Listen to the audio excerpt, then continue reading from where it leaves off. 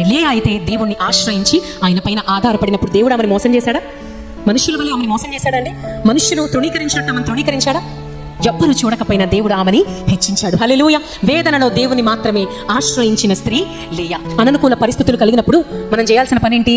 పక్కింటోళ్ళ దగ్గరికి వెళ్ళి, ఎదురింటోళ్ళ దగ్గరికి వెళ్ళి ఫోన్లు చేసి తల్లితోనో లేక రక్త సంబంధికులతోనో మన బాధ అంతా చెప్పుకోవడమా? లేదండి, ఎవరికి చెప్పుకోవాల్సిన అవసరం లేదు. మన బాధను వేదనను ఎవరికి తెలియజేయాలి అంటే దేవునికి. ఎవరికి చెప్పినా, నేను ఈ సమయంలో సేవకురాలుగా చెప్తా ఉన్నాను, మీకు ఏ బాధ కష్టం ఉన్నా ఎవరితో ఏమీ పంచుకోకర్లేదు. దైవజనులతో పంచుకుంటే సరికని ఏ వ్యక్తితో కూడా మీ కుటుంబ సమస్యలను దయచేసి పంచుకోవద్దు, అది ఎంత దగ్గర వాళ్ళైనా. ఎందుకంటే ఈ దినాల్లో చూస్తున్నాం కదా, కట్టేవారి కంటే కూల్చేవారే అధికంగా చూస్తా ఉన్నాం.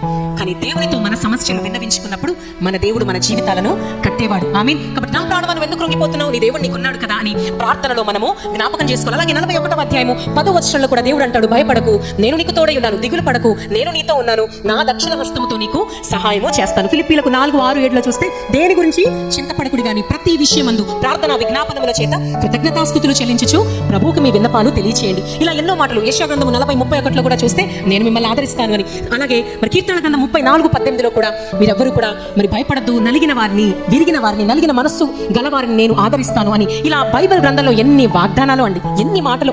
మనం కృంగిపోయినప్పుడు, కృషించిపోయినప్పుడు, వేదనతో ఉన్నప్పుడు, బాధలతో ఉన్నప్పుడు, విలువ లేని వారిగా ఎంచబడినప్పుడు ఎన్ని మాటలు మన కొరకు దేవుడు రాయించాడు. అయినా ఎందుకు బాధపడుతున్నామంటే ఈ మాటలు చదివినా నమ్మము కదా, చదివినా కూడా నమ్మము. కానీ లేయా అయితే దేవుణ్ణి ఆశ్రయించి ఆయన పైన ఆధారపడినప్పుడు దేవుడు ఆమెను మోసం చేశాడా? మనుషుల వల్ల ఆమెను మోసం చేశాడండి? మనుషులు తృణీకరించినట్టు ఆమెను తృణీకరించాడా?